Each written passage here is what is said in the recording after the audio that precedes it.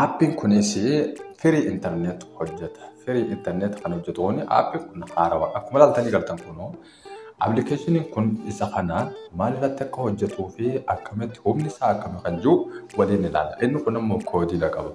Koodii isaatii fi isaas waliin maxxansee jira. Bakka itti maxxansee telegiraama akkamitti akka hojjetu waliin ilaallee achi booda akkaataa maxxansa isaatii fi diipkireeshinii jedhamee isiniif qaba. Warreen beektan immoo telegiraama irraa gabbuufattanii.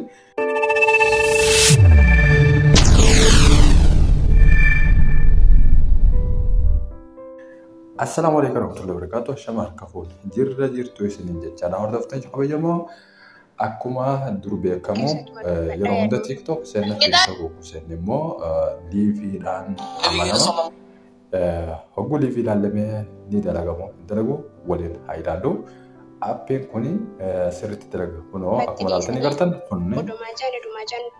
inni kun liiviidha.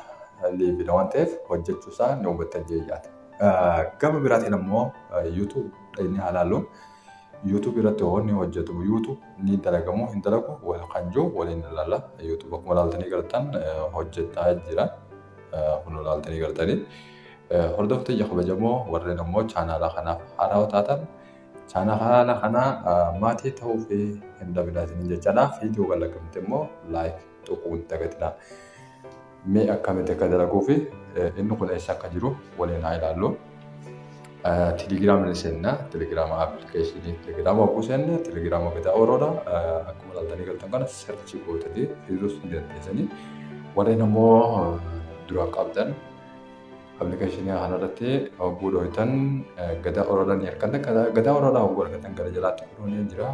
Aappiin kun isa kanatti erga dhooyne booda anama open godhee haa seennu. Isin ammoo install gootan.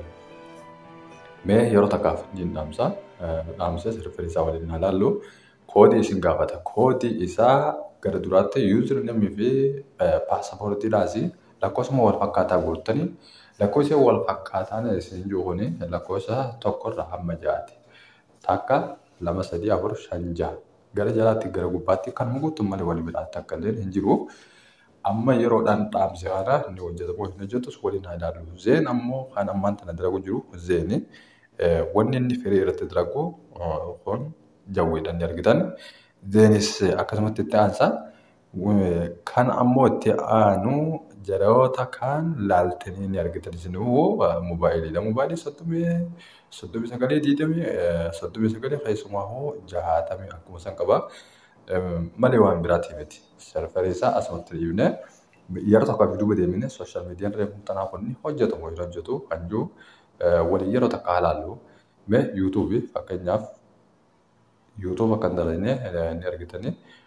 Walumaa galattuu kanaasiif duuba deebine TikTokis akka reefuutti ni hojjetu kan jiru viidiyoodhaan hin dalaysiisu.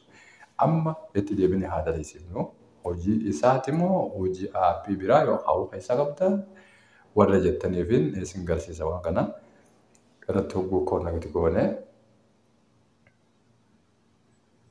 Koodii kun akka kana ilaaltanii gartanii tokkorraa hamma 6tti loogiin qofaan godha.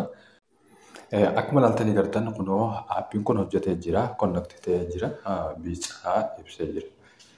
Bira kaaniin kunoo ni argitan jeeyyaata akka dalagee jiru. Mee duuba deebinee aappiin maanta inni hojjetee jennu kana appilikeeshinii reefuun tana hojjechuu didee sooshaal miidiyaa reefuun tana yeroo takkaaf ilaallee dabarsina ilaaltanii gartanii liivii reefuu akkuma hojjetutti itti fufee jira. Hordoftoota xiyya kabajamoo viidiyoo tana hogguu ilaaltanii booda maatii chaanaalachaa eegataatanii laayik godhuu hin dagatinaa. Viidiyoo biraatiin hamma walitti deebinutti har'a nagayaan nuuf oola.